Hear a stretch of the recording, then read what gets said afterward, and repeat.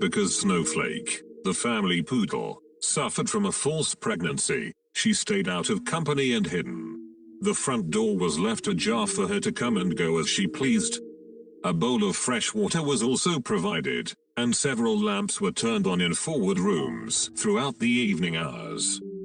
Anything outside could get inside, which left the house susceptible to pest invasion. However, the son could not determine whether drumming in the bright lampshades owed to failing light bulbs, or buzzing flies of unusual girth. Dismay set Liam, arresting the motion of window curtains. No sooner had he stilled the roiling fabric panels at one end of the darkening house, than movement erupted in those at the other end. Presently, a pale shape fell away from one drape, to become a twisting body on the floor. At first, the son thought Snowflake had banged her head against a window pane while hunting flying prey, but she was in the throes of an epileptic seizure. The convulsing dog was cradled in his lap, and several fingers were shoved into her salivating mouth. This was a common practice in those days, because it was believed that epileptics were capable of swallowing their tongues during fits. The dog was soon easing, and succumbed to a sleep that was judged to be unwholesome, since her eyes remained opened. Whatever vigilance was supposed in them, their stare belonged to the domain of haunted oil portraits. She was placed on the living room couch and arranged between its twill cushions. This left Liam to take his concerns to his mother in the kitchen.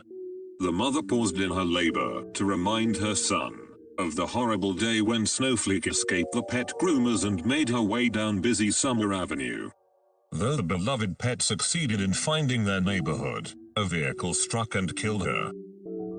The child, smelling powdery talc perfume on his hands, accepted this pet grooming account. Liam returned to the living room briefly to count the number of twill cushions. 3 were needed to span the couch, yet 4 were present. Another buzzing shadow circled the walls of a furthermost bedroom. A dog emerged from its doorway, and in not being recognized, it passed out of sight. It failed, in due course, to reappear in another doorway. By its look, it was a mixed breed, and probably a stray that wandered onto the premises. Despite this dog's evacuation of the bedroom, the flittering shadow remained behind. Liam remembered his bed-bound grandmother occupying this bedroom for a period.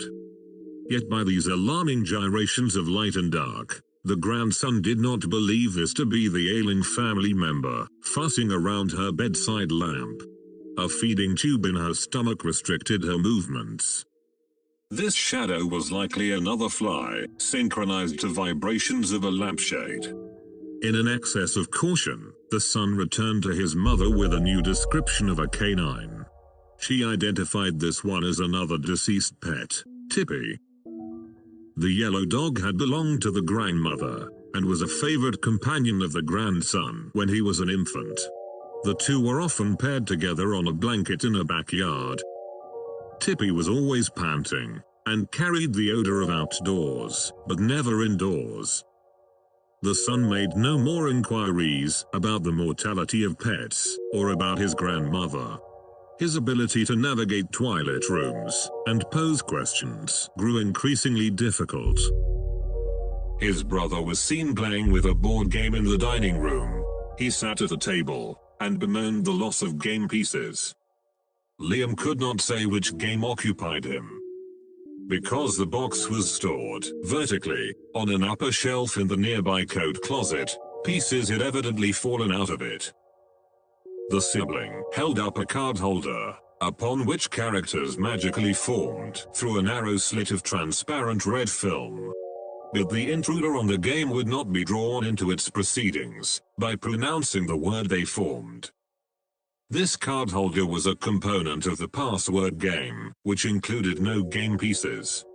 Undoubtedly, pieces of another board game had been improperly stored in the box, prompting Lucian to divine rules for a game by which card holders and plastic figures work together. He spoke aloud the proper name beneath the tinted film: Lazarus. Jesus had delayed seeing his dying friend, and when he arrived after the burial, several days later, Martha, Lazarus' sister, was distressed.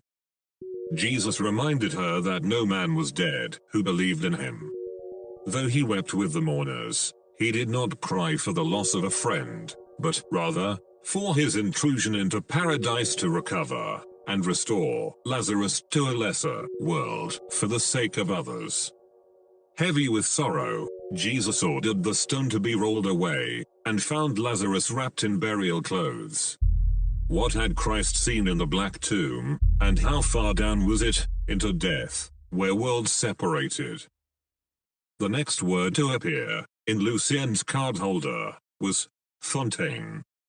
Here, the local legend of a city founder gave report of a death, where the namesake body was temporarily laid over a dining table, in anticipation of the arrival of a coroner.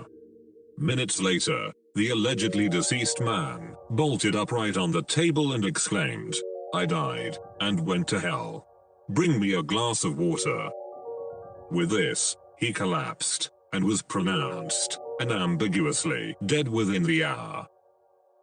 By these accounts, the brother, unwisely, devised a resurrection game. Though those summoned from the grave, by Liam's reckoning, were, principally, four-legged, and incapable of giving descriptions of the other side.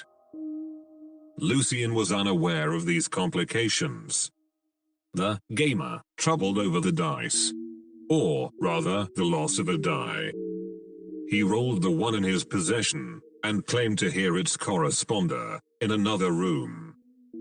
In these instances, the buzzing disturbance, which had preoccupied the younger brother, halted, once the tumbling die came to rest. Every time the toss was repeated, the same reaction occurred. Silent intervals, seemingly dissolved walls, and also any rooms hitherto imagined to occupy the outer circuit of the house. Nighttime had claimed these regions, and seized each lull as an opportunity to lurch closer. Lucien wanted his brother to locate the second die, and communicate the number on it. Liam was unwilling to accommodate the request. The game's initiator had started a game that he had no knowledge for how to end. He was compelled to return the game board to its box, along with its assorted contents. In this decision, he prevailed on his brother to replace the box on the closet shelf. The errand runner returned to the dining room table, and, together with his brother, waited for other complications of the imprudent game to develop.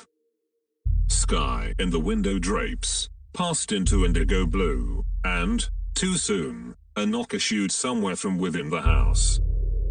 Its corresponder, the die, rebox behind the closet door, reacted. This local disturbance sounded in the way of a rapping knuckle, and was, of force, to jog the closet door in its track.